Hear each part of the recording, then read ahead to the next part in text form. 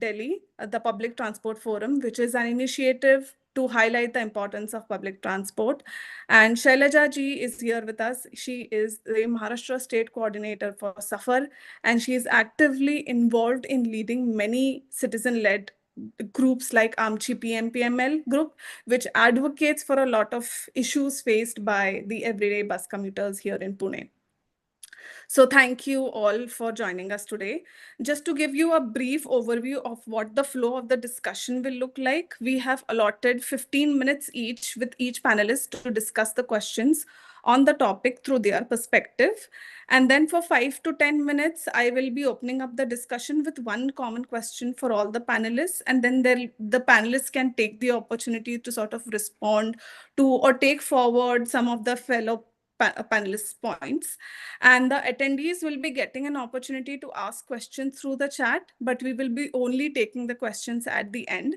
And so please mention if your question is only directed at one particular panelist or is it open to all. And now I would like to sort of start the discussion just by mentioning as to why are we doing this webinar. So although the idea of a fair, free discussion is not something that is new to a lot of us working in this field, but it is viewed with a lot of skepticism. So I remember when our late Deputy CM, Mr. Ajit Pawar, had mentioned this idea just before the elections, the corporation elections. All I could see on Reddit and social media and Twitter was just blowing up and calling it outlandish, utopian, and very populist in nature. So this webinar and the release of this report is to have an honest discussion about it and address the very valid concerns that people do have with a scheme like this. So Anish, I would like to sort of start with you with understanding from a governance point of view, what does a fair, free public transport mean for cities?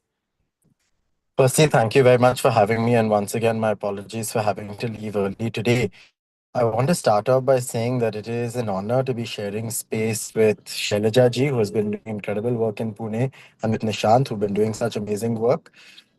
Before I joined politics, I was still very active with the folks who are Mumbai and achieve best. For a city like Mumbai, public transport has always been at the heart citizen concerns, the reason that Mumbai has a spot, and the fact that we can provide affordable bus access to commuters and affordable suburban rail access to commuters, right? And this is the reason why Mumbai has been a working class city and has been able to retain its position as a working class city. To speak on fare free transport in general, I think this is a conversation that has been going on for a while, right? I think we think that this conversation only began recently with Karnataka's Shakti scheme, but in fact, this has been something that has been a people's movement for decades before it has been realized. So it also, to me, is a reminder of the slow nature of people's movements. I think our voices often feel like they make no impact, but with the Shakti scheme in Karnataka, with even the government here being forced to have half price buses in Maharashtra, we are moving towards an evolution of this conversation transport, right?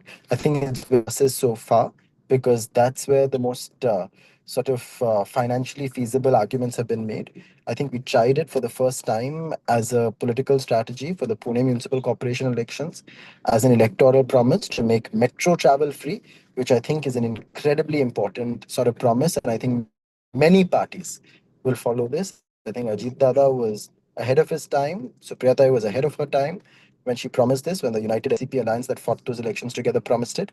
Many parties will take up this issue in the days and months to come because I think the metros as they stand today are white elephants if they do not have the ridership that is going to be made possible through a fare free public transport. Right?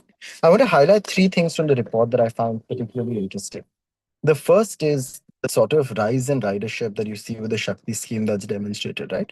What an incredible way of demonstrating how public infrastructure is fully utilized only when fare free alternatives are made available. That's an incredibly important point to highlight, particularly when road and sort of transport infrastructure gets an unfair allocation of the sort of budget. Um, it gets an unfair and outsized allocation of the budget, the road and transport allocation. So unless things are fare free, it's not reaching all citizens. The last study, if I'm not wrong, I remember seeing only 3% of Mumbai. Only 3% of Mumbai. Sorry, I don't know why this Bluetooth thing is activating in the car. But I remember the last study said that it is 3% of Mumbai that owns a private car. So how can you construct a 13,000 crore rupee Atal Setu only for 3% of the population if fare free travel is not available? How can Mumbai 3 be developed without fare free public transport, right? So that argument of increased use of public resources was an incredibly powerful one. And it sort of made the point very clearly that fare free public transport has value. The second one that was really important to see was the Estonia case study and the Tallinn case study, right? I think that was a really powerful case study of showing that, fare free travel works. It has the ability to expand. And I think the Tallinn case study, of course, is very easily dismissed for a mega city like Mumbai or Pune or Delhi. But what I think is very relevant is that for smaller cities across India, and most of our sort of smaller cities are evolving in multiple ways, it is a great reminder of the fact that public transport is a viable fare-free option in a Yeola, in a tier 2 and a tier 3 city, in a Solapur, on a bus system, right? So how can we think of different ways of fare-free public transport in smaller contexts? And the Estonia study really stood out to me for that. And the third and final thing that I think the report makes, in my mind, some of the most valuable contributions in this section is the financial feasibility of this. I think what is remarkable is for so long, the dismissal of all of these projects as financially unviable has been the core cause for their sort of rejection so far. And as you rightly mentioned, we were lambasted for that promise, right? Left, right, and center, particularly because it was thought of as too populous, too expensive, not sort of implementable in its current form. But I think the report makes it amply clear that maybe it's not a financially cheap solution. I don't think the report is idealistic and therefore is not dismissible on the face of it, because it doesn't try to exaggerate the sort of fiscal burden of fare free public transport. It acknowledges that fare free public transport is a serious burden, but makes it financially viable given the sort of various economic metrics that we pay attention to. So, thank you so much to all of you for having me here. And I think I'm looking forward to listening to everybody else, at least before I have to jump off, although I don't think I'll be able to stay for the discussion. But this is an incredibly powerful report, and I really hope that we continue this conversation. I know it is a very difficult conversation to keep having because we don't seem to be arriving at anything anytime soon. And we seem to only be losing the battle for public transport. Our buses are reducing in number, privatization of metros is increasing, fares on metros are exorbitantly high. Students have written to me continuously in a city like Delhi about high fares, but it's a battle that I'm fairly certain that if we continue fighting, we will eventually win. Yes. Anish, thank you for a very, comprehensive view of where you stand and where, your political sort of vantage, understanding stands from your point of view. I also wanted to know your views with regards to a very targeted subsidy or a very targeted scheme like the Shakti scheme versus having it universally or opening it up. Honestly, too much of an effort to do a targeted scheme, open it up. Why? And this is a very weird logic that comes in place, right? Why is a sort of manual laborer who works in a city not entitled to fare free transport, but a sort of upwardly mobile middle class woman entitled to it, right? I think the class dynamics of this also have to be figured in. Fare free public transport for women is obviously a good idea, but again, expanding it is not that big a financial burden. So, what is the hesitation? I mean, the only hesitation I see towards expanding it is this kind of populist ridicule that governments are scared of facing. And if we can successfully dispel that myth, then I don't think fare free public transport being extended to all is a problem. In fact, I think it's far better. The targeted one struggles. I mean, we've seen this in all ways, right?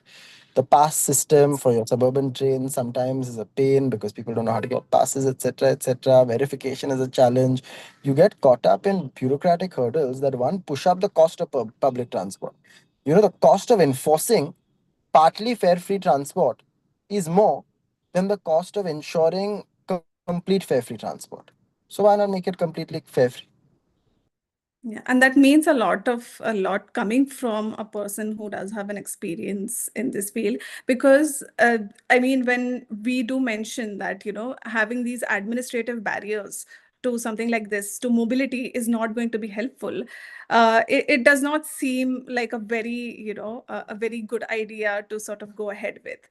But thank you for mentioning that. I also wanted to know your, like, how do we would so you mentioned about the report, and we released the report, or we wrote the report, because we want to mainstream this idea. And do you think data, we have tried to gather all kinds of data, case studies, feasibility, different ways in which we can make it financially feasible.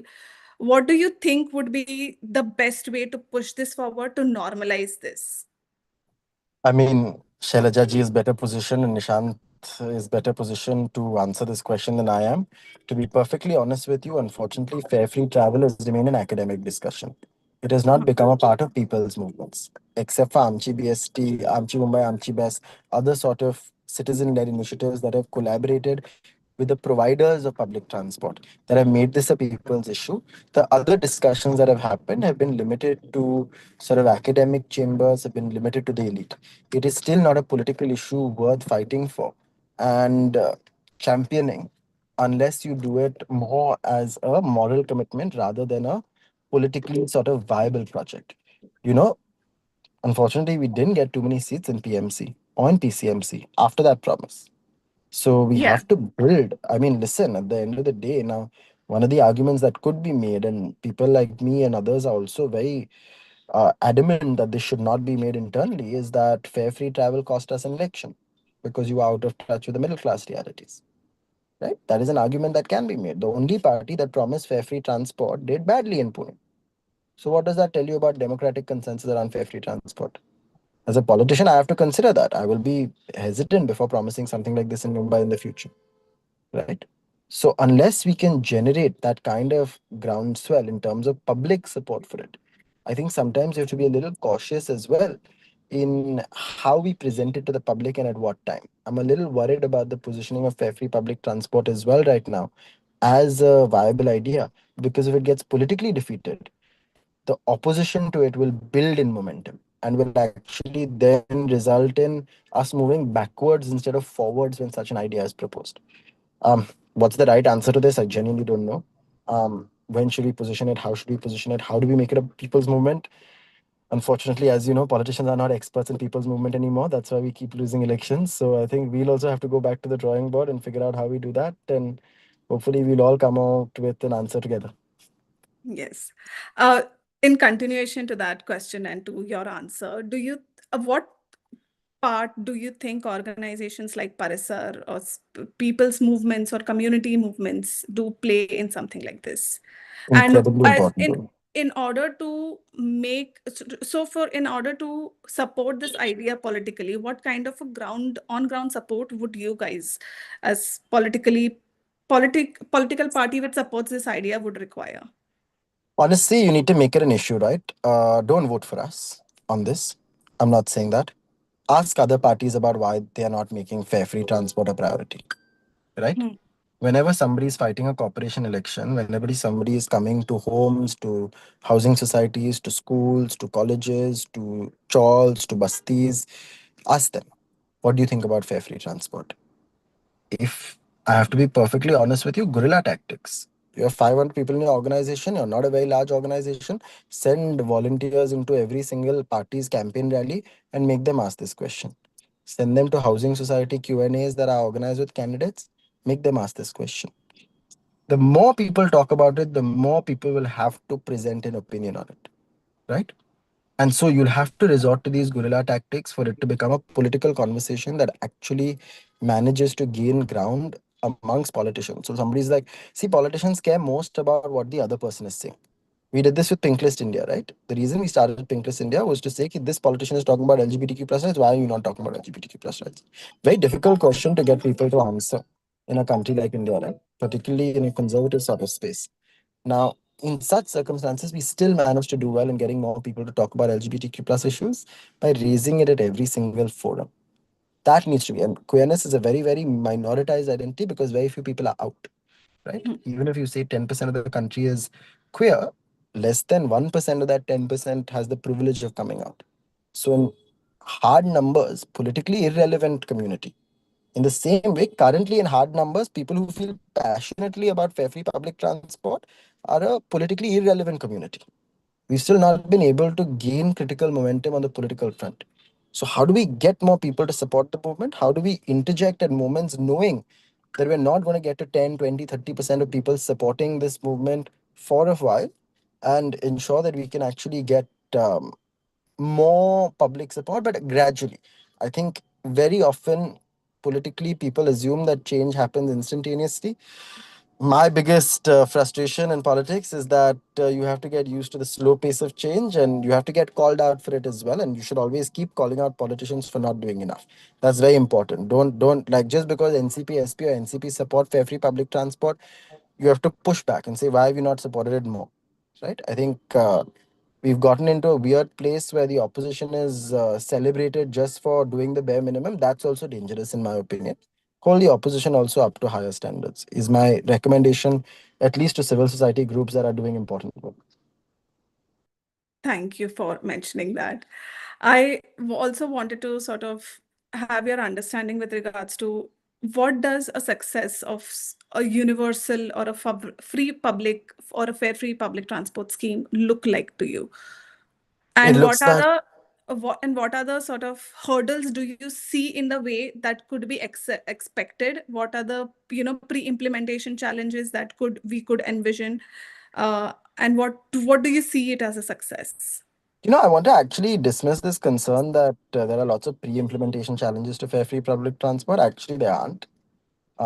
It exists. You're not creating new infrastructure. You're not building something new. You're making something that already exists free. So this whole grand notion that fair free public transport requires a lot of pre-implementation infrastructure is wrong. In fact, it requires dismantling of existing infrastructure that is clunky and unnecessary.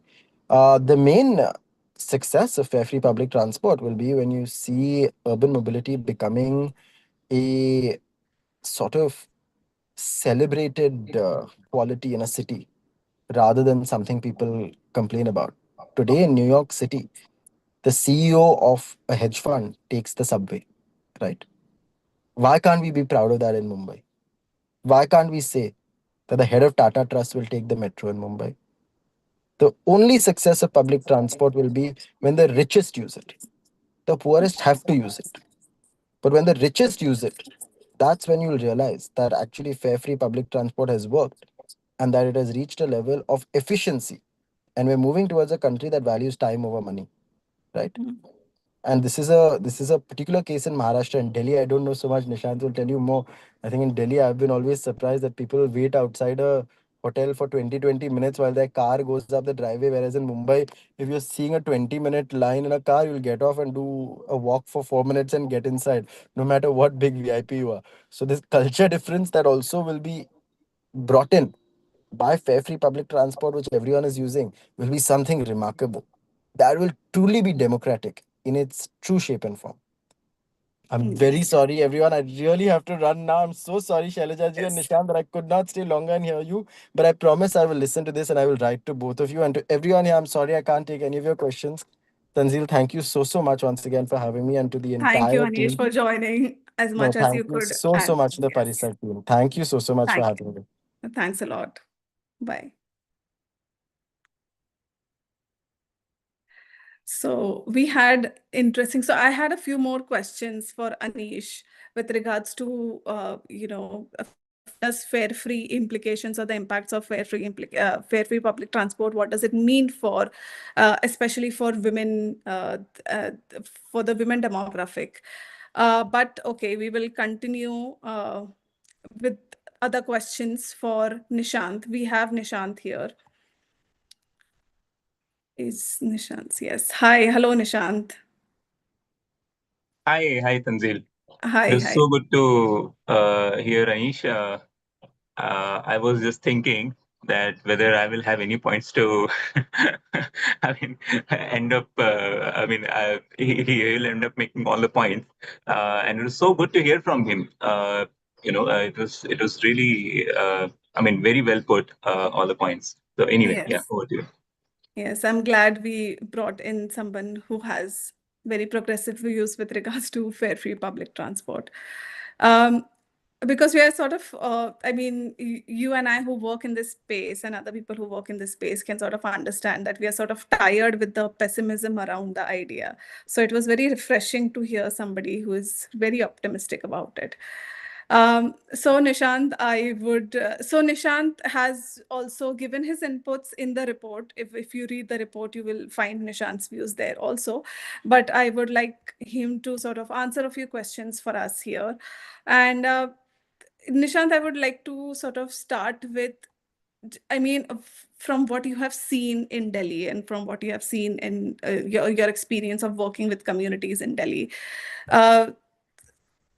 What do you think Pune could do here with regards to the fare free or even something like a targeted, scheme here? Well, just to directly address that question, I think in other states, if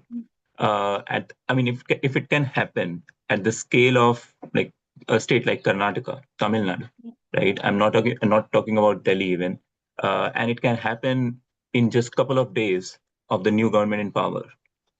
So I think it is not at all a problem of how to do it. You just have to do it. You can do it, and it can bring a lot of benefits right away, right on the first day. We know from Karnataka, I think, and I'm taking a lot of these references from the report. So anybody who's going to ask me about the sources, most of the time the source is going to be this report that Parisar has brought out, and Azim has written. I don't know Azim is in the participants or not, but very, very wonderful work. So just also starting with the complimenting this really good timely work, and there's so many I think cases and the numbers that are presented in the report throughout, which are very useful as a kind of resource that all of us who are interested in, and of course people like me who are advocating for this kind of a policy adoption, is very useful for them to find it in one place. So I think with that, I would say that, look at Karnataka and Tamil Nadu and Telangana. All these states have implemented it right away. This was one of the first scheme in Karnataka's case that the new government power actually floated, and it wasn't any kind of logistical hurdle. And of course they brought in a more planned and systematic manner of doing it through cards and everything, but that can happen later, and over time also, if you actually want to do it. From Delhi, what I have said in the interview for this report, and we have written elsewhere also, that for Delhi's experience for Indian cities shows that we don't need even elaborate systems in place. We can just have a simple paper-based ticket. For example, in Tamil Nadu, also the same thing. You can have a ticket just to indicate that, to compensate the operators basically, and to also know how the policy is catching up, and so on and so forth. So it is important to record it some way, and for that a paper-based ticket can do that work. And that is minimal investment to start this scheme, and with immense gains right from the first day. You don't have to wait to see the gains. In Karnataka, we know that so many numbers, so many studies are showing anything from 30 to 40% gains right away, and over time it has been like very huge. In Delhi also, we know a lot of women started traveling because of this thing. So that kind of a thing we can't even imagine. In terms of like it's not just a what we usually call a modal share change, more use of buses and etc. and etc. That is what they talk about in sustainable transportation debates. But I think most importantly, it's how it brings the whole mobility to where it belongs as a social issue also. There are a lot of women who could not travel and thought it was wasteful to travel because they would have to spend money. This totally somehow I mean we can have more theories around it why just a abolition of 5 rupee or 10 rupee fare can do that, but it did do that. That completely broken the barrier that women felt in terms of like going to public spaces and using the public transport. So to elaborate, it took a very elaborate way to answer the question that it is very simple. If there is an intention, which there should be, there's ample evidence now to silence all the critics and cynics on this matter.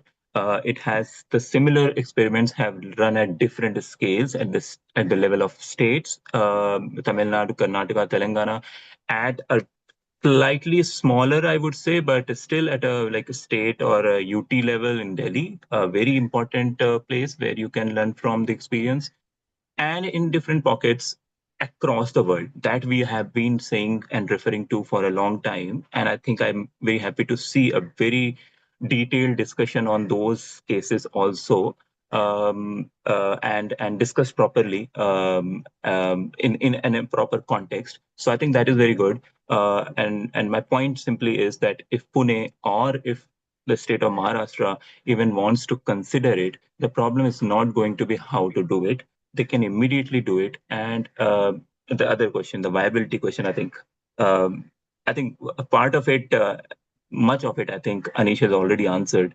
It's basically a matter of accounting and basically a matter of rethinking how your priorities are. A lot of money is already going into white elephant infrastructure, unnecessary wasteful infrastructure in the name of public infrastructure. I think that is where we have to really scrutinize all the priorities that government is spending money on in the name of public interest, and a lot of answers we might have from there. Yeah, thanks a lot, Nishant. Especially for mentioning the fact that there are immediate gains when you implement something like this. And there is, as Anish also has sort of mentioned, that there isn't a lot of, pre-implementation challenges that are there, as you have also mentioned from your experience in running or being a coordinator for the PTF Delhi. And the very important part is that how mobility impacts women. It can be quantified, but it is because them breaking social barriers and mobility barriers for women, other schemes and other things, and to change a societal narrative, it takes a long time, but nothing sort of pushes or acts as a catalyst as much as something, being given a free mobility pass for this. So thank you for mentioning that and highlighting that. I would like you to also sort of talk about how will this impact with regards to environmental impacts, and how can we attach or sort of associate or understand this in the lens of climate change, especially? I think again, the report does analyze a few things from that perspective. It's very good to see that. And I will combine the environmental issues along with the public health issues, because some of it, I mean, of course, the climate is another framing and another concern. But I think if we combine the public health, including the environment, air pollution, climate, and so we can also account for the road deaths, road traffic injuries and deaths that happen.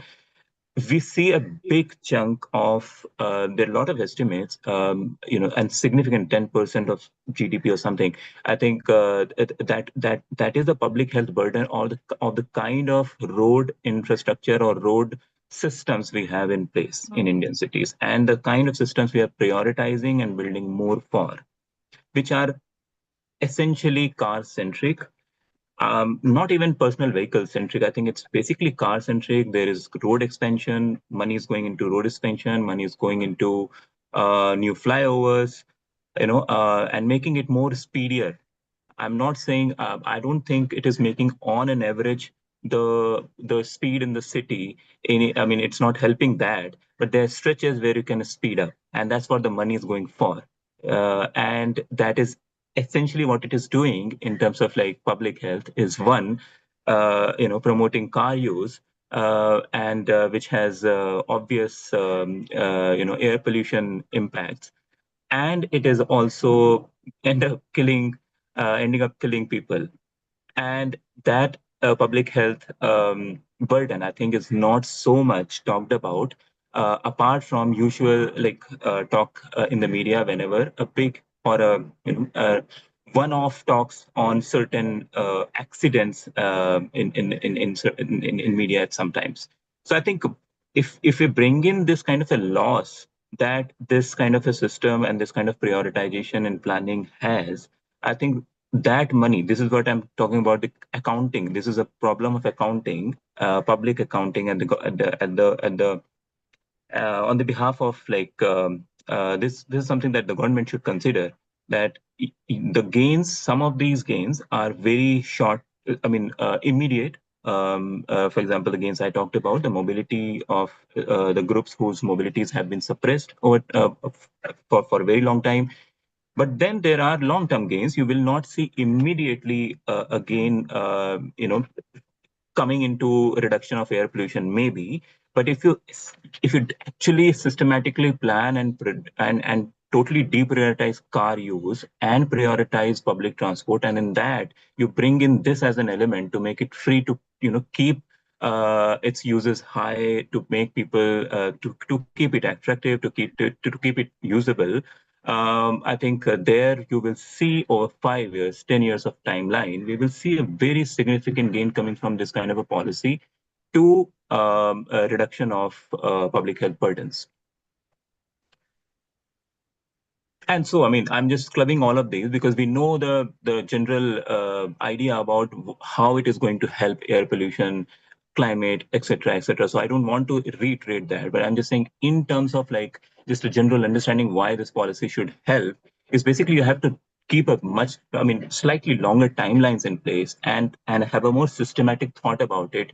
That yes, we want to adopt. I mean, I think one of the words that Anish probably used was democratic. You have to bring in into the idea of democratic policy making. This is one of the core things that you have to bring in that framing. And this alone cannot solve anything. That also, I think, I want to reiterate that we are not saying that this is a solve all sort of remedy, right? This is one of the things. This probably may even blow back if you don't do many other things. For example, in Delhi, if you are not buying buses in Mumbai also, I think in Pune also, I think everywhere is the same case. Fleet size is reducing. Not even no not enough buses are being added to the fleet. And then there is privatization. Then there is a lot of other issues. All of those are very important issues to be addressed. This cannot be just the only thing that government can do and be happy about it. But yes, this is one of the essential things I would say. So yeah. Yes, and obviously it's a lot less costlier than the other things or the other things that the government puts or the administration puts its money into and has a lot of benefits. Because a lot of times when you're talking about something like a fare free public transport, you don't immediately connect the idea to climate change or environmental or public health impact. So I'm glad you sort of mentioned it all in one answer also. I also wanted to sort of ask you your experience with regards to working on ground, working with communities, especially through the PTF Delhi forum that you are associated with. What has been the response of the people or the demography which benefits from this scheme or something like this, and some or the demography which does not benefit from it? What has been the response from both ends? Right. I think I must say that not just from the community experiences, but also from the study that we did, Hmm. uh, a year ago almost. I think that clearly shows both. That study is also coming from and incorporating the community experiences from our members.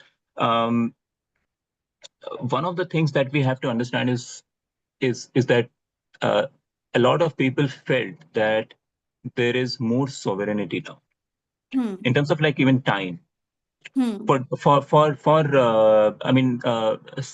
I think in terms of like a lot of people who are core users of this welfare policy are domestic workers, let's say in Delhi, and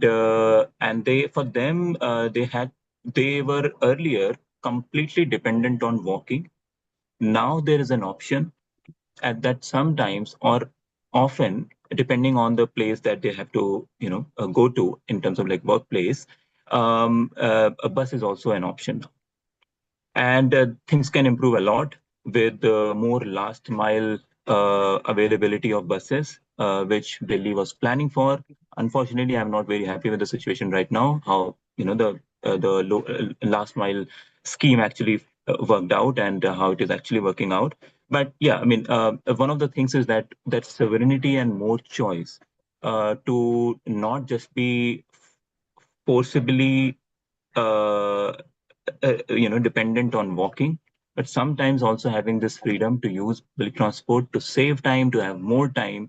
And in the end, that all we should count as freedom, personal freedom. So a policy as simple as this can give unimaginable personal freedom gains, and in the end, leading to large scale well-being advancement, is something that I think it has been talked about, but not talked about so much. That is one. Then I think even some of the contentious issues, community experiences tell us that a lot of women face issues, remarks from men co-passengers, right? Male co-passengers, and even from conductors, while trying to avail the service, while asking for the tickets and everything, even to find a seat. So this is something going on. But I think once we start talking about this issue, I think this also brings this idea about reclaiming. And a lot of times it's not just an issue that women say that they are suffering from, but they say that this is an issue that they're facing, for which there is a unity among women.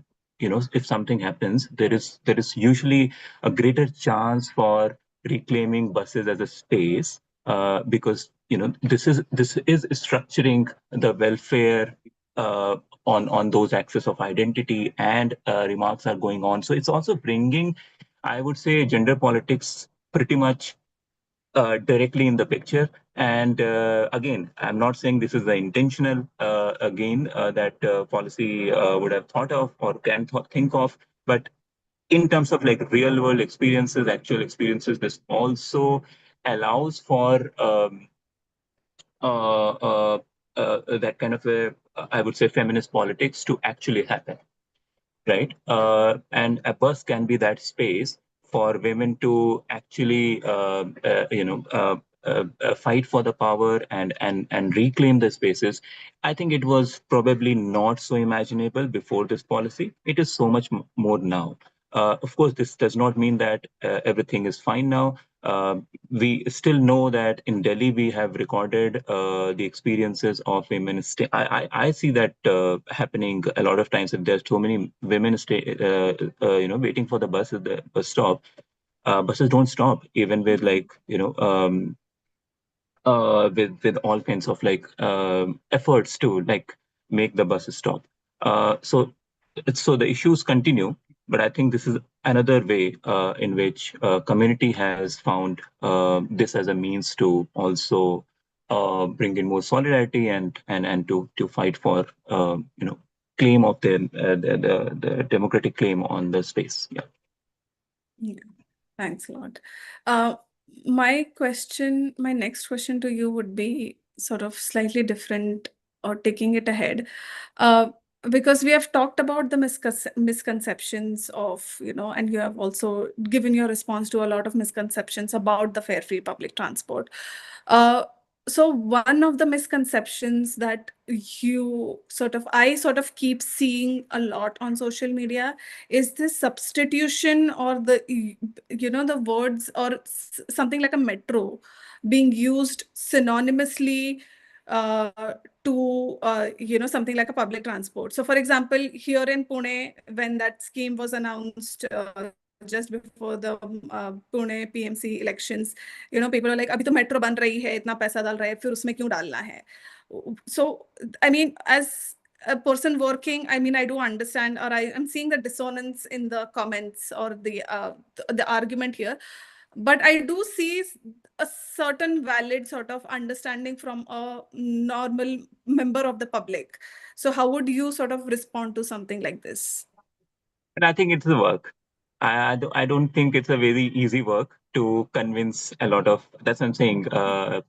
Because the policy has been allowed to run, to have enough experiences to talk about in these major states in India, and there's a thing at work when you ignore some of these experiences. It's a bias of sorts.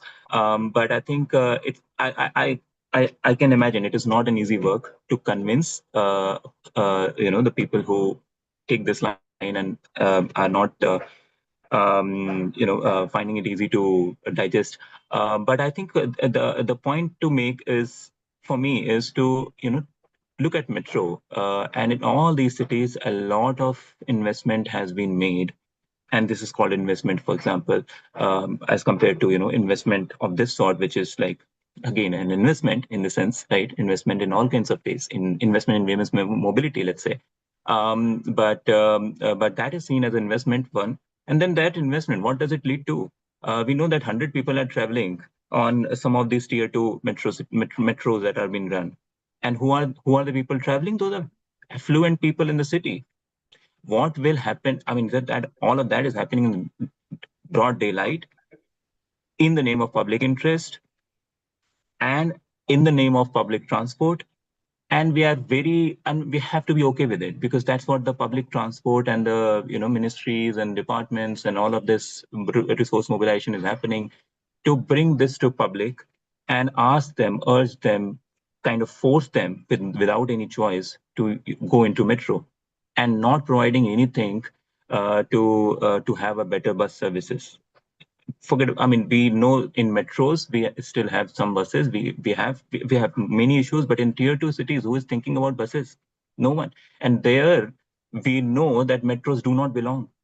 I can still debate and find it a little bit, I mean, partially convincing that Delhi may need metro, and with the kind of peak hour demands and everything. I can see some of these arguments, sort of. I'm okay. I can be okay with it.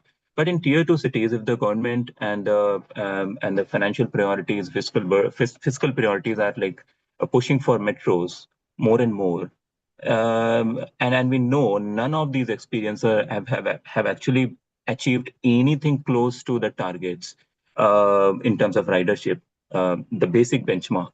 Then we need to show this to all the cynics. Why could we not do something better with this money? That is simple one. Then again, a lot of money, the accounting thing comes back, that we have to think about the overall budget the pie is going to be the same. And maybe not immediately you have to bring all the air pollution and everything, draw all the money that you are going to spend on, I don't know, what kind of addressing systems you are thinking of. I think there are other issues that government is not even spending on addressing the air pollution issues while having the mandate to do that. But again, even if you're going to, where are these policies, and specifically this policy, going to come in? And whether the air pollution, climate, etc., budget, part of it can go there and can increase over the years, so that systematically we use this as also a very concrete policy means to achieve those targets, because you can't just keep polluting, keep adding to the pollution, and keep finding ways to, I don't know how to address. I don't see any means which are convincing, which are actually addressing air pollution or climate right now. But mitigation or adaptation and everything, whatever you're going to spend, we have to come back to also the question of what is causing it, and are we doing anything about like stopping it at the source, reducing the car use. We know that in 2011, according to the census, the car use in Delhi was less than 10%. And I'm sure the census is not happening. That's another issue. But if the census happens, I think we know that from different estimates and different studies from NFHS and everything, it has at least doubled, if not tripled, right? So we have ourselves created this kind of a system where we are going to be stuck with it. The problem is going to be deepened, and and rather than taking simpler measures, simpler to implement measures, we are trying to find, I don't know what, great magic solutions for all the problems that we are continuing to create. Yeah, true. So, I mean, we have been in this situation, a vicious cycle of this, we keep making wrong decisions with regards to, public transport, and we keep getting stuck in this loop, and then sort of blame it for not performing it up to the mark and to its optimal, and then reduce and withdraw the financial budgets with regards to it because it has become, a sick an entity, so you can't just fund it anymore. That's the excuse that's been given.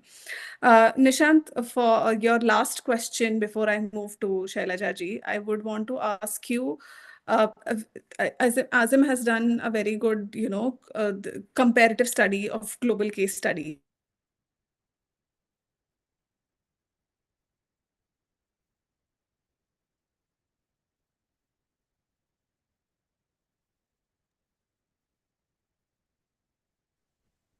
I'm sorry. Hello.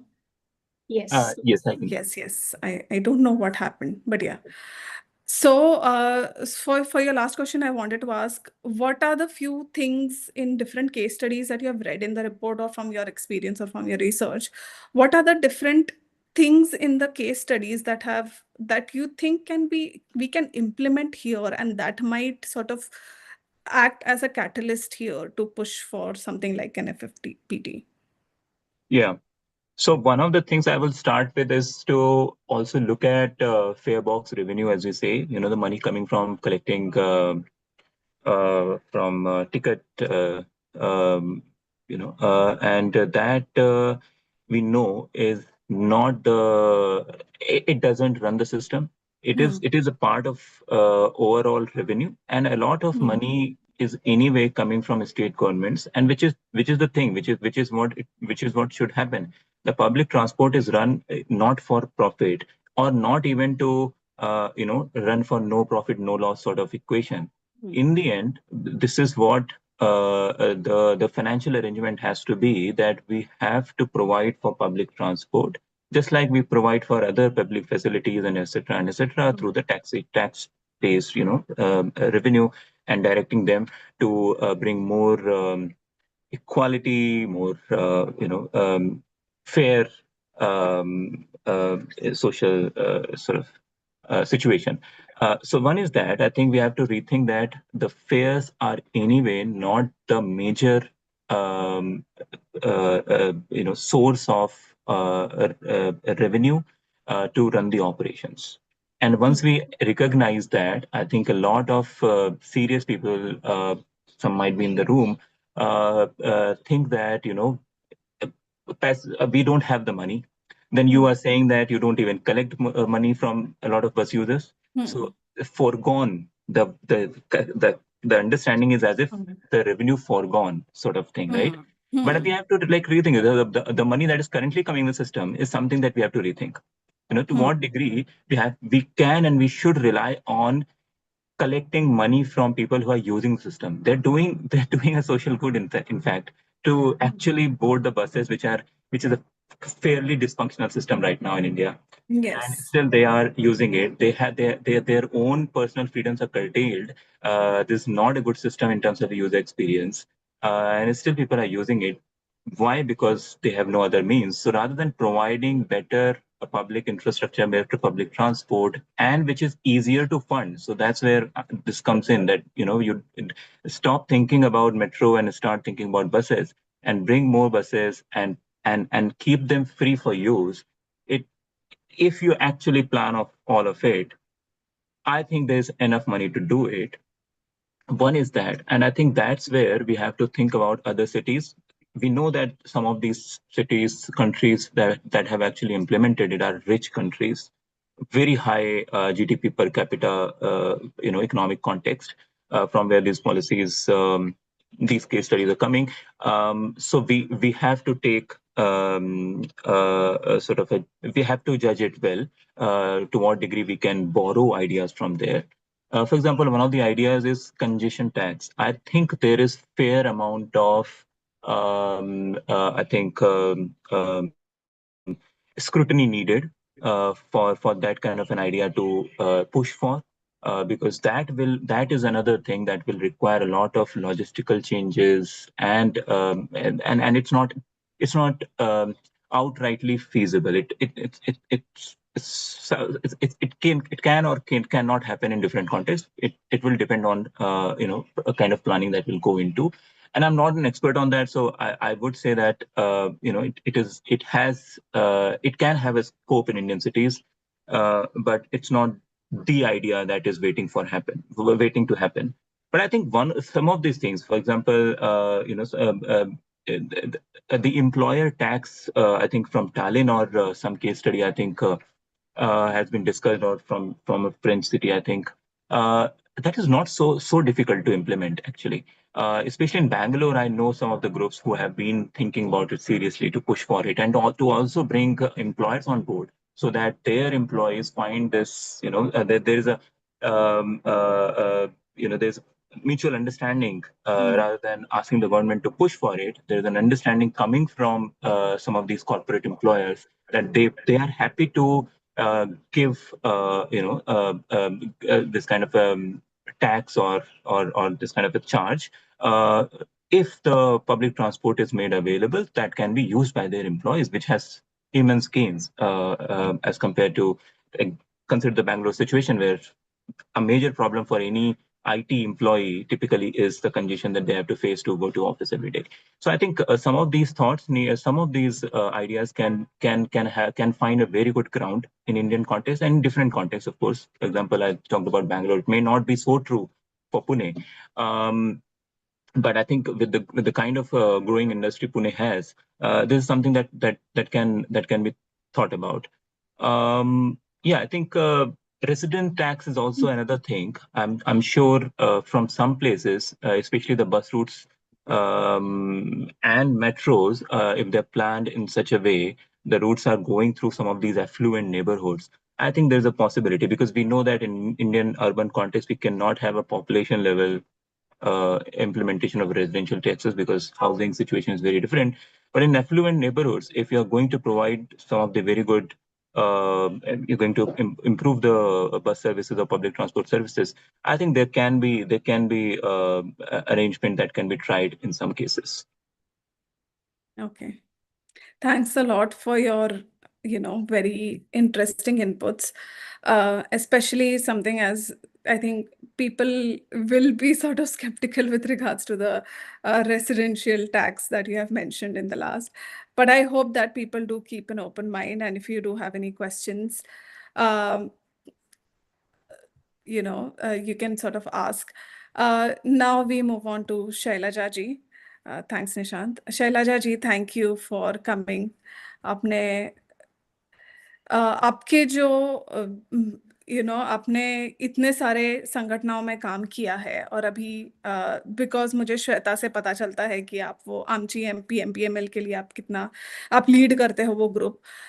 सो मुझे आपका perspective जानना था इसके लिए कि how are you viewing एक public transport as, क्योंकि आप इतनी महिलाओं से मिलते हो, कितने डेली कम्यूटर्स से मिलते हो, So how, especially in Pune, अगर on ground Pune का अगर आप scenario अगर आप हमें बता सकते हो, how do people are viewing it as? क्योंकि अभी हमने देखा है कि लास्ट ईयर में कितना हाइक हो गया है, फेयर हाइक हो गई है।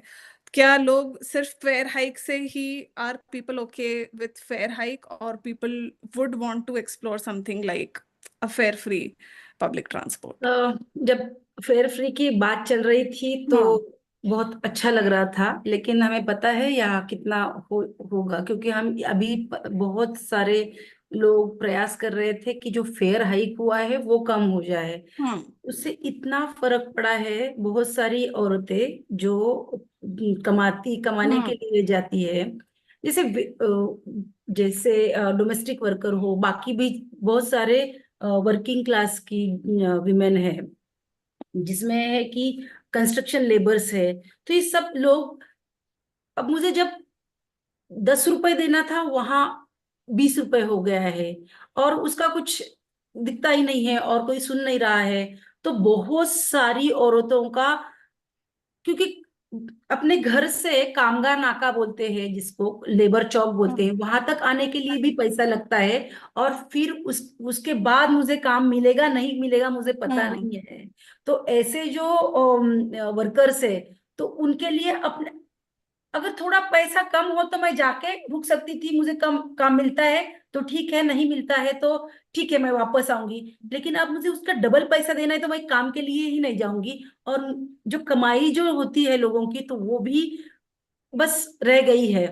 तो जब ये पूरा फेयर फ्री का मैं सुन रही थी तो अच्छा लग रहा था, जैसे मैंने बोला। तो बीच में कुछ महीनों पहले हम लोग एक सेंटर में मिनिस्टर रहे जो केंद्रीय मंत्री थे, उनके यहाँ गए थे, और हमने बोला था कि ये बहुत ज्यादा फेयर हो रहा है, एक तो कम करो, और कुछ जो वर्किंग क्लास औरतें हैं उनके लिए तो ये कम मीन्स फ्री में करो।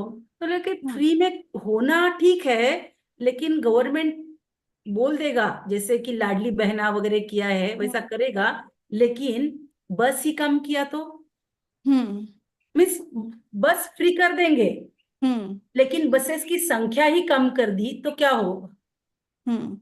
संजीव, इतना जब हम देखते हैं हमारे यहाँ कुछ ऐसे जगह है जो येरौड़ा है और संगमवाड़ी करके एरिया है, जहाँ बहुत सारे अलग अलग स्टेट के लोग सुबह आते हैं। तो वो 30 रुपए में अगर बस मिलती, पब्लिक ट्रांसपोर्ट अच्छा मिलता, तो वो 30 रुपए में भोसरी या तो ज्यादा से ज्यादा 40-50 रुपए में वो चाकंड करके एरिया है वहां जा पाते हैं। बस ही नहीं होती है वहां, और लोगों को 500 रुपए जाते हैं। कुछ लोगों के साथ मैंने बात की तो औरतें होती है, छोटे बच्चे होते हैं, और इतने डरे हुए से किसी और के स्टेट में आ रहे हैं, पता नहीं है, बस नहीं है, और ऑटो वाले उनसे 500 रुपए लेंगे, और वही 500 रुपए ये लोग अपना कुछ चीजें वहां बेच के यहाँ कमाने के लिए आते हैं। तो अब जब वही मैं दोबारा बोलूंगी कि बस फ्री वगैरह की चीज बहुत दूर है, जितना कम पैसा है और बस की संख्या और बस होना ये भी बहुत जरूरी है।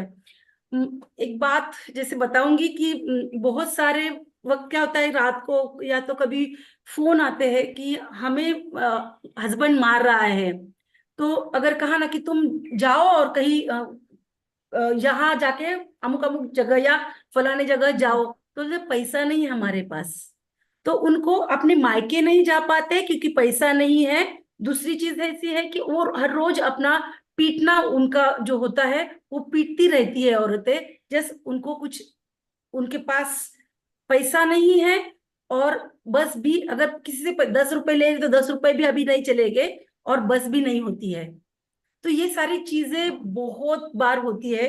वे स्पीकर्स महिलाएं हैं तो वो तो बस ही यूज नहीं करती है, क्योंकि एक तो पैसा बस में अभी दे पाएगी वो, लेकिन बसेस ही नहीं है, उनके टाइम पे नहीं है, उनको जहां जाना है वहां बस नहीं है।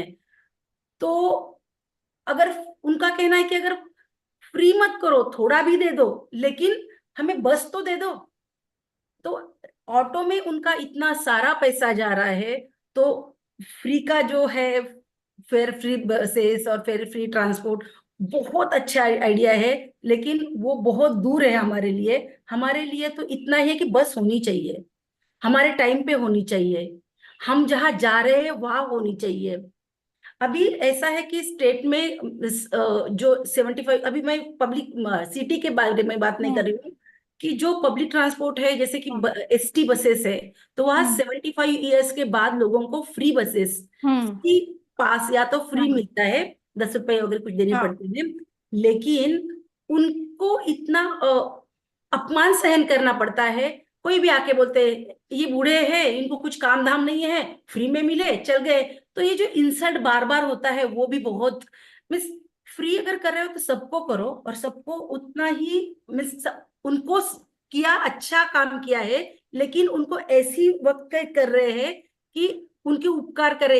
एक्चुअली उन पे उपकार नहीं है, उनका हक है। उन्होंने भी बहुत सारे साल उन्होंने भी अपना टैक्स पे किया है।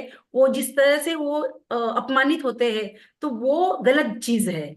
और दूसरी बात ये मुझे बोलनी थी कि ये इस उम्र में उनको फ्री में मिल रहा है, जिस उम्र में वो मोबिलिटी ज्यादा नहीं कर पाएंगे। मिस, अभी 75 ईयर्स के बाद कौन जाएगा फ्री ट्रांसपोर्ट के लिए? बहुत सारी औरतें ऐसी है जो अपने मायके नहीं जा पाती है, बहुत सारी औरतें मायके नहीं जा पाती है क्योंकि उतना पैसा नहीं होता है। अब शिंदे बस्ती करके एक एरिया है, हम्म जो मेट्रो के कारण उनको वहां से हम्म उठा दिया और कहीं कहीं और उनको बिठा दिया है। तो वो है, वो बच्चे आते हैं पुणे में, और हम्म वो है हड़पसर में। तो हम्म वो ऐसी जगह है जहां बसेस बहुत कम है। तो एक दो बस आते हैं जो स्टूडेंट के लिए भी होते हैं, लेकिन कुछ स्टूडेंट का जो स्कूल का टाइम है वो नहीं होता हम्म है, कुछ हम्म और टाइम पे बस होती है। और उस दिन मैं गई तो बच्चे खेल रहे थे, मैंने कहा क्यों खेल रहे हो, स्कूल कहीं नहीं, क्यों क्यों नहीं गए? तो उन्होंने कहा, उसकी मम्मी ने कहा कि हर रोज 100 रुपए कौन उसमें गवाएगा? हम्म तो बच्चे स्कूल नहीं जा पा रहे हैं। तो एक तो मिस, फ्री वगैरह की बहुत हम, बहुत अच्छी चीज है, बहुत बहुत अच्छी है, लेकिन बस तो होनी चाहिए। और बच्चों के लिए 10 रुपए 20 रुपए में भाई, यहाँ पास है, बस स्टूडेंट्स को पास मिलते हैं, हम्म लेकिन फिर पास के अलावा वो कहीं नहीं जाएंगे। हम्म मेरा कॉलेज और मैं, अगर किसी को कहीं और जाना है तो हम्म वो जरूरी ही नहीं लगता है। रिक्रिएशन वगैरह तो हम लोग सोचते ही नहीं है। तो ये सारी चीजें पूरी है। और जितना अभी कमा रहे हैं लोग, उससे हम्म ज्यादा बस में जा रहा है। हम्म शैलजा जी, थैंक्स अ लॉट, क्योंकि ये सब बातें, ये जो क्योंकि हमारा जो डिस्कशन होता है फेयर फ्री पब्लिक ट्रांसपोर्ट के ऊपर, वो काफी, जैसे अनीश ने भी बोला और निशांत ने भी बोला, वो काफी एकेडमिक हो जाता है, और एलिट सर्कल्स में जो कि अफोर्ड कर सकते हैं वो एक आइडिया, एक थ्योरी की तरह वो आर्ग्यू करते हैं। बट एज अ रियलिटी आपने जैसा बोला कि फेयर फ्री एक मोबिलिटी जो है, स्पेशली एक नॉर्मल मिडिल क्लास औरत के लिए भी इम्पोर्टेंट ही है, but for a working class woman, और फॉर जो औरत एकदम जिसके पास कोई राइट्स नहीं है, एंड फ्रॉम जिसके पास ज्यादा सोशल सिक्योरिटी नहीं है, उसके लिए वो मोबिलिटी लाइफ और डेथ का इशू हो सकता है एट सम पॉइंट। जी, and that is something that we have to keep in mind, कि आपने जो जैसे बोला, वो एक डोमेस्टिक वायलेंस का जो इंस्टेंस था, वो एक इंस्टेंस नहीं है, वो बहुत कहीं सारे। जगह और बहुत बहुत बार होता है, जो कि हमको पता भी नहीं चलता है। सो वो एक mobility not just for accessing other things but also as a means of survival, एक आपने बहुत अच्छा important point raise किया। और मैं आपसे ये पूछना चाहूंगी कि स्पेशली जैसे आपने और एक इम्पोर्टेंट पॉइंट, जैसे निशांत ने भी और अनीश ने भी जैसे रेस किया था, कि फेयर फ्री का जो हम बात कर रहे हैं that is important, but along with that अगर आप दूसरी चीजों की बात नहीं करोगे तो वो फेयर फ्री फेल हो जाएगा। जैसे अगर बसेस की संख्या नहीं बढ़ी तो वो फेयर फ्री ज्यादा लोगों के काम नहीं आएगा, वो एक लिमिटेड डेमोग्राफी को ही प्रमोट और बेनिफिट करेगा, फिर भी भले यूनिवर्सल भी हो, वो एक लिमिटेड डेमोग्राफी को ही सपोर्ट करेगा, अगर हम रूट्स नहीं बढ़ाएंगे, अगर हम उसका फ्रीक्वेंसी नहीं बढ़ाएंगे। तो फॉर इक्विटेबल एक पूरी तरह से एक यूनिवर्सल इम्प्लीमेंटेशन और अच्छा इम्पैक्ट आने के लिए फ्रॉम व्हाट आई अंडरस्टैंड के एक 3 pronged अप्रोच होना चाहिए कि बसेस की संख्या भी इंक्रीज होना चाहिए, रूट्स भी इम्प्रूव होना चाहिए और फेयर फ्री भी होना चाहिए। अगर फेयर फ्री नहीं हो तो एटलीस्ट उसको बसेस का फेयर जो है एटलीस्ट वो रोल बैक होना चाहिए। जी जी। तो वो अगर 3 things होंगे तो ही हम्म, वो हम्म, इम्प्लीमेंटेशन आगे बढ़ेगा। हम्म, हम्म। और और मुझे आपसे अच्छा अच्छा बात, बोलिए बोलिए बोलिए। बहुत बार ऐसा होता है कि मीन्स, अगेन मैं बार बार बोल रही हूँ कि आप जब फेयर फ्री बोल रहे हैं, यहाँ ऐसी सिचुएशन है जब हम जाते हैं और पूछते हैं कि भाई ये जो रूट है ये बंद क्यों हुआ, तो हम्म हमें आंसर मिलता है कि वो प्रॉफिट नहीं, वो घाटे में चल रहा था। तो हम्म घाटा कैसे नापते हैं आप? हम्म मीन्स लोगों का, लोगों की मोबिलिटी, लोगों का बाकी सारी चीजें वो नहीं देखते हैं, सिर्फ घाटा हो रहा है। और ये घाटा तो कहीं और जगह से भी होता है, जबकि कहीं कहीं से पैसा उठा के किसी एकदम भांडवलदार को दिया जाता है और उसको उसका कर्जा माफ किया जाता है, तो वो कोई देखता नहीं है। और मैं एक बात और भी बताना चाह रही थी, कल मैं मराठवाड़ा से आई तो बहुत सारी ऐसी औरतें हैं जिन्होंने बस बस का प्रवास भी नहीं किया है। आपको आश्चर्य लगेगा, है ऐसा कैसे हो सकता है? ऐसा बहुत सारी औरतें, जैसे बूढ़ी भी है, अभी तो ठीक है बस पास हो गया, उन्होंने कहा कि बहुत सालों तक उन्होंने बस नहीं देखी थी, बस का फेयर वो अफोर्ड नहीं कर पाते थे।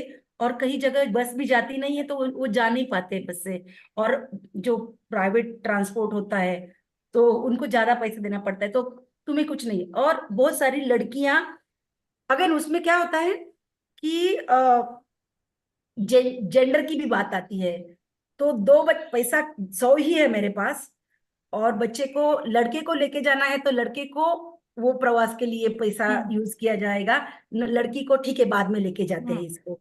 एजुकेशन का भी सेम ऐसा ही होता है।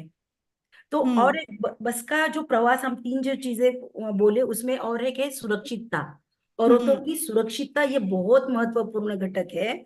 तो जिसके लिए अगर यहाँ किसी ने लिखा था, शायद निशांत जी ने लिखा था कि बहुत सारे भीड़ होती है, तो भीड़ क्यों होगी भाई? बसेस कम है इसलिए भीड़ होगी। भीड़ कम भीड़ ज्यादा होगी तो ऑब्वियस है कि औरतों को धक्के या औरतों की जो एक्सप्लॉयटेशन होना है वो होगा ना। तो ये नहीं, आप मीन्स ये भी तो समझना है कि आप औरतों की सुरक्षितता चाहते हो तो बस ज्यादा बढ़ाना चाहिए। ये कुछ चीजें मुझे बोलनी थी। ये बहुत आपने अच्छा कोरिलेट किया है, क्योंकि अगर विमेन सेफ्टी देखते हैं और फिर अगर हम बसेस की संख्या, हम एक डिफरेंट डिफरेंट सेक्शंस में हम बात करते हैं, हम इसको कोरिलेट जल्दी कर नहीं पाते हैं। तो आपने बहुत अच्छे से अपने एक उदाहरण देके आपने कोरिलेट किया। आपसे मैं एक लास्ट क्वेश्चन में आपसे पूछना चाहूंगी, क्योंकि इसके बाद हम ओपन क्वेश्चन एंड आंसर हम लेंगे। मैं आपसे पूछना चाहती हूँ कि आप इतने साल से जो कि आपकी कम्युनिटीज में इन्वॉल्व है, और आप पीएमपीएमएल से भी, आप एडमिनिस्ट्रेशन से भी मैं कितने बार खुद मिलते प्रवासी हो। हूँ। हाँ, आप प्रवासी भी हो एंड एज अ ग्रुप भी आप उसके लिए आप पीएमपीएमएल को अप्रोच करते हो, एडमिनिस्ट्रेशन से आप काफी बार बात करते हो। आपको क्या लगता है कि, वेरी ऑनेस्ट आंसर, कि ये चीज को अगर हमको सक्सेसफुली अगर पुश करना है तो आप हमको क्या चीज लगेगी, कितना सपोर्ट लगेगा, और अगर आपको लगता है कि क्या ये डुएबल है, या फिर ये do you think it is not doable here?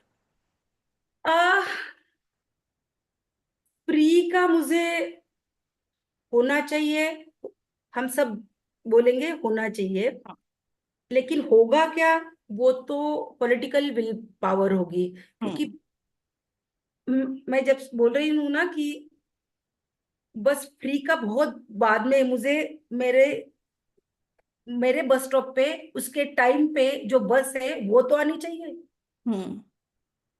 तो बहुत सारे लोग हैं, बहुत सारे लोग अपनी गाड़ियां घर पे, जो टू व्हीलर से, और आजकल पुणे में इतनी भीड़ हो गई है व्हीकल्स की, 4 व्हीलर 2 व्हीलर, तो अगर बस ज्यादा होगे ना तो कोई अपनी टाइम पे बस फ्रीक्वेंसी ज्यादा हो, अच्छी हो, तो लोग बस ये नहीं निकालेंगे। लेकिन ये पूरा एक है कि सिर्फ एक चीज करके नहीं चलेगा, इसमें है लोगों की आवाज भी आनी चाहिए। और जो रिसर्चर है तो उन्होंने, ये जो पॉलिसी मेकर्स है उनके पास जाके ये दिखाना भी होगा, और वो बहुत सारी चीज जो उनको समझ में आएगी ऐसे सीधे और बहुत इजी वर्ड में। क्योंकि ना पॉलिटिकल लोग जब जाओगे उनके पास तो हाँ हाँ उनको समझ में आया ऐसा दिखाते हैं, लेकिन उनको समझता नहीं है, या तो समझता है वो करना नहीं चाहते हैं।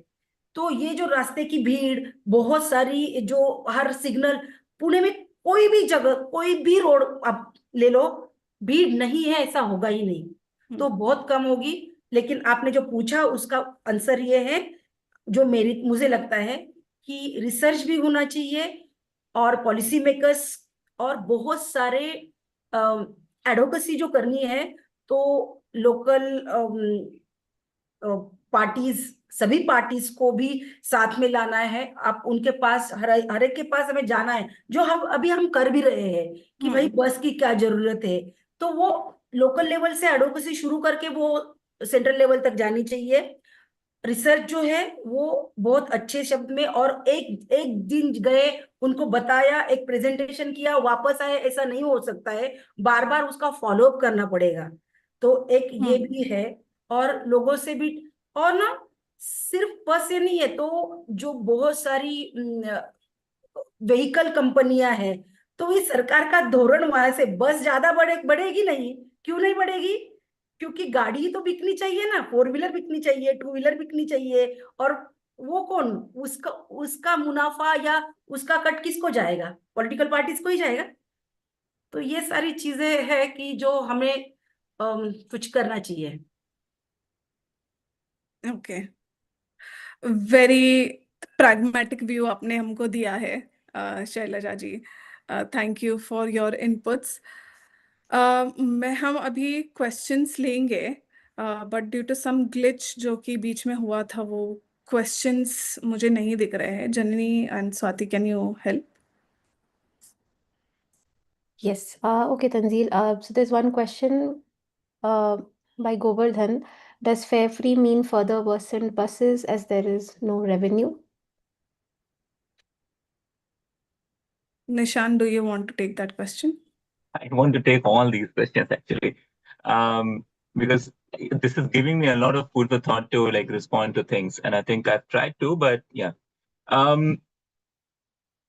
See, let me put it this way. I think we are starting from a very defeatist position and a compromised position if we start our own agenda to be put in conflict to each other. To me, we want to have a public health infrastructure, hospitals, good hospitals. Then we don't say that, we can pay, let's say, some amount of money if we get very good public hospitals. That's not how we are positioning our agenda for, universal public health. And second, I think this should remind us to ask questions. Who funds other things? Who funds the roads? Who is funding the parking spaces for all these cars that are growing, right? And so we are confronted with this understanding that we are already paying for the things that privileged few are enjoying. So it is us paying already, and we are paying on top of that whatever 5-10 rupees. So that's not so. For example, that's why I was saying that you have to understand that Farebox is not running the system. It is not the people who are paying tickets is running the bus. Bus is not run by ticket. To me, we have to rethink this whole thing. This is an apparatus. We can do away with this apparatus and have a very different arrangement of funding the public transport, and not think that just because we are not paying, that's why we are getting bad buses. Why? This is not running the system. This is not even if you keep paying, if you pay 10 rupees extra or double the amount of ticket money that you're paying, which the government is probably, and Pune, I think I just realized that from Shailaji's the presentation that Pune has hiked the prices very recently or in the last 1 year. And everywhere, and Delhi, we are fortunate that we still have very good, we haven't had the revisions of fares, but everywhere we are seeing that fares are being revised in the name of improving the buses, and people are buying that logic. Why should we buy that logic?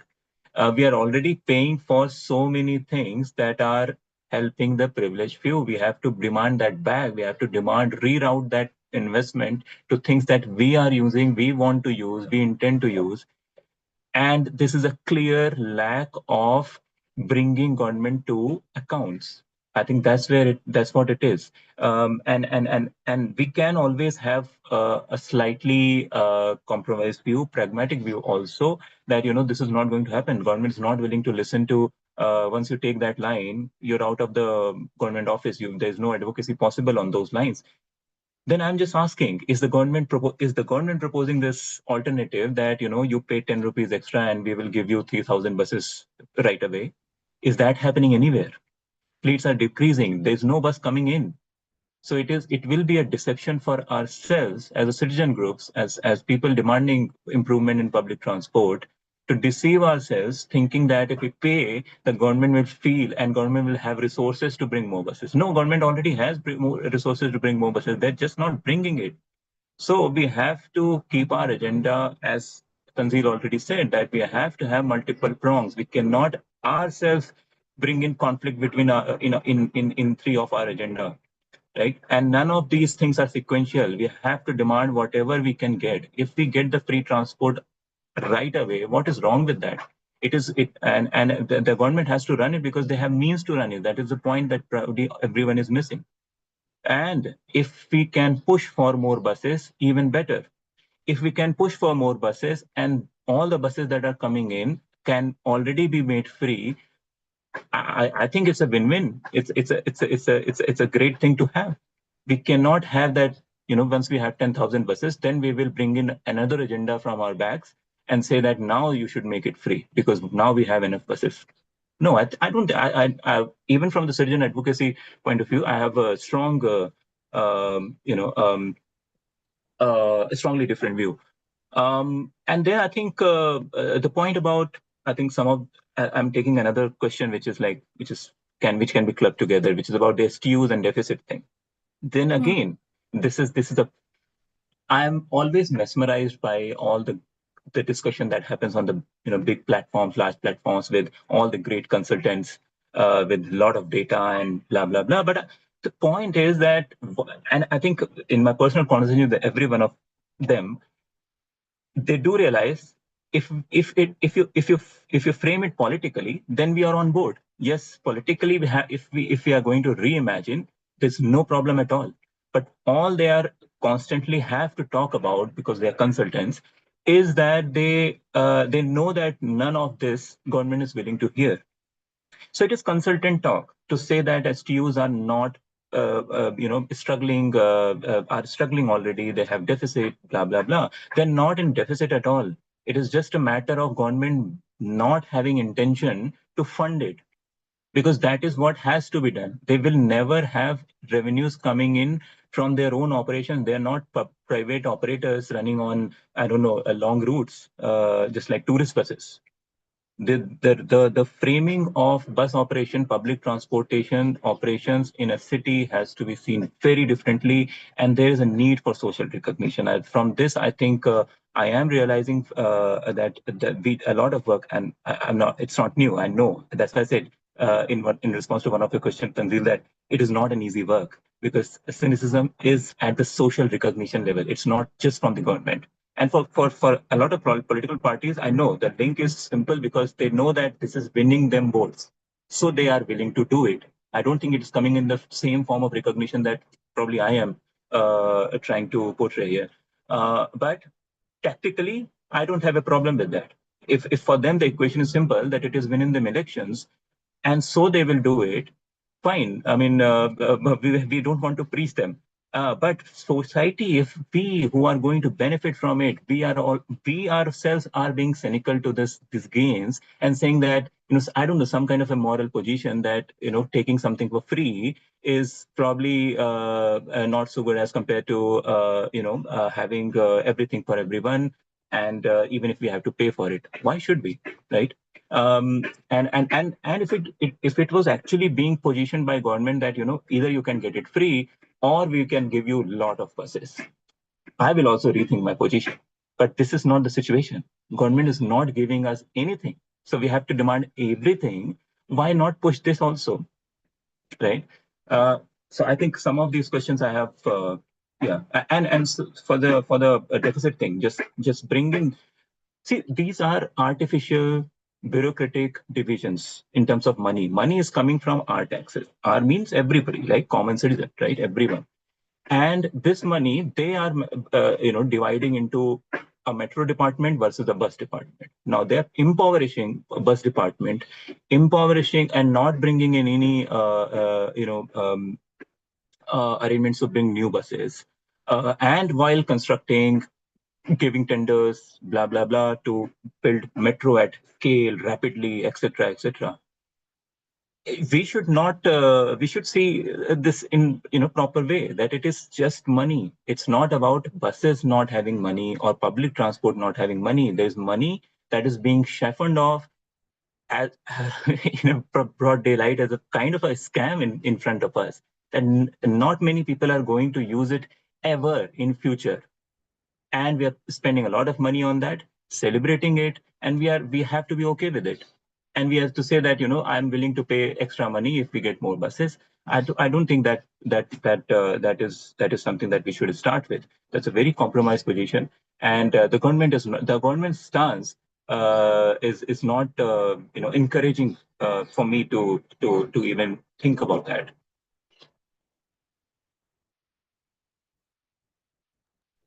Thank you for taking two of those questions and clubbing them together.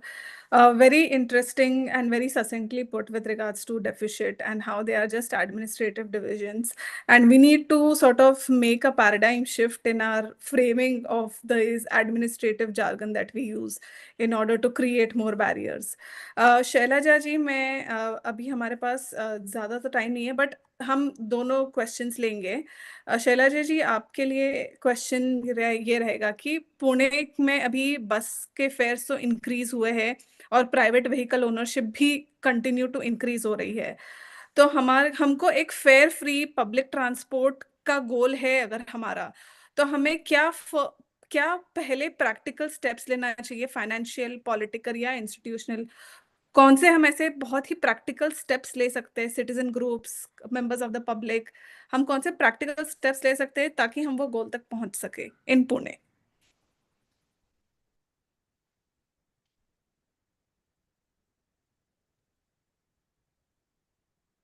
अभी तो लोगों में एक, जैसे अभी निशान ने बात की कि लोग, जैसे हम सब बोलेंगे फ्री की तो बात है, मिलनी चाहिए, लेकिन फ्री होना भी हमारा हक है, जो एकदम सही है.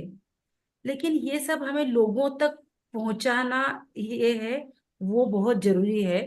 तो उसके लिए भी मीन्स सिर्फ लोगों ने नहीं, सभी लोगों ने मिलके एक प्रयास करना चाहिए और सभी का अंडरस्टैंडिंग बढ़ना चाहिए. सिर्फ वर्किंग क्लास का बढ़ के कुछ ये नहीं होगा. तो ये होता है कि कोई भी हो तो वर्किंग क्लास को तो ठीक है, लेकिन बाकी जो लोग एक मिडिल क्लास है, तो उनके साथ भी ये डायलॉग होना चाहिए, ऐसा मुझे लगता है. और पॉलिटिकल पार्टीज है और बाकी भी स्कूलों में अलग अलग जगह पे होना चाहिए ये सारी चीजें.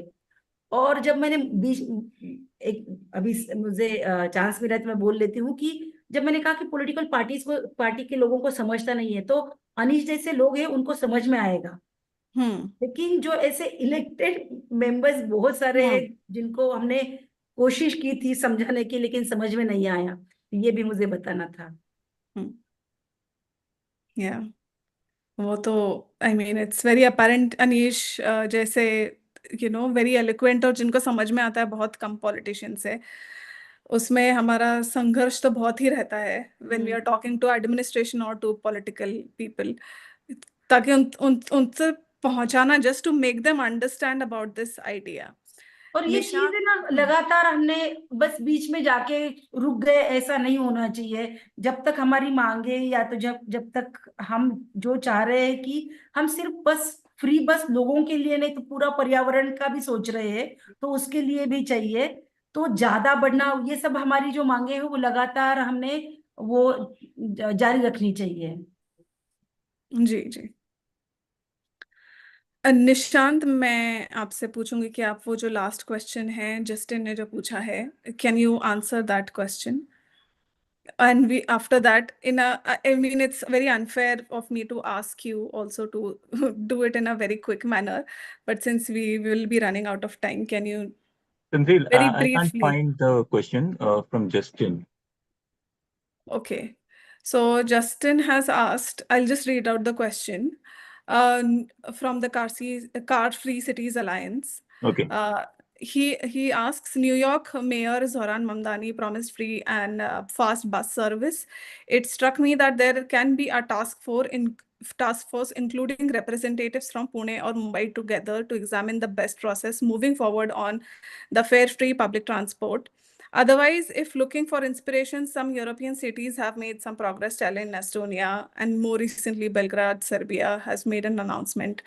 So, do you think that having a task force or representatives from Pune or Mumbai to examine what is happening in New York and then implementing it here? Absolutely. And I think, Justin, I'm from Delhi. So, I mean, currently based in Delhi. So, and Delhi also has very good experience. So, include Delhi also in the list and other cities also. And I think that will be very useful because I know, I would say that to me, of course, it's a very different context, but Mamdani's framing of it is what I think we should expect. And we should sort of, as pressure groups, as citizen groups, we should try to imagine a politician we will be behind should be able to see it as that. He said that free public. I mean, it is as simple as that. He doesn't have to like do all kinds of gymnastics to like find sort of. Synergies in the two agenda as we are talking about. Better buses and free buses. Simple. We want both. And I think if in New York, where this will see, where his campaign and everything seems far left, can do it, I think we, in our context, can definitely find it much easier to frame it as a political agenda and to see it as an entitlement that the citizen, popular citizen demand is rooting for. And I think just by combining some of the experience from how they're going to implement, how they're going to do it in some of the more affluent context, and how it has been done for specific groups, of course, in Indian cities, in Indian context, and in other context, I think it will help not just us, citizen groups, anybody involved in that kind of a task group, but also in general to push it as an agenda, as a progressive agenda in politics everywhere. Okay. And that is the end of all the questions, I think. And that is the end of this webinar as well. Thank you all for joining in, all the attendees who have sat through 1.5 hours. It's not easy. Discussing fare free public transport and our idea as utopian or perhaps as big as fare free public transport. I really hope that we have discussed a lot in terms of dispelling the myths and also having very new correlations with regards to different the issues that we think are in different silos but are actually very related. So Shailaja ji, आपने तो बहुत अच्छा ही correlations बताए हैं, जो कि especially people who are not, अगर हम जो कि community में नहीं रह रहे हैं या फिर community में काम नहीं कर रहे हैं या फिर ये academic circles में इतनी बातें होती है नहीं. So thank you for bringing those up, and thank you Nishant for also talking about this fare free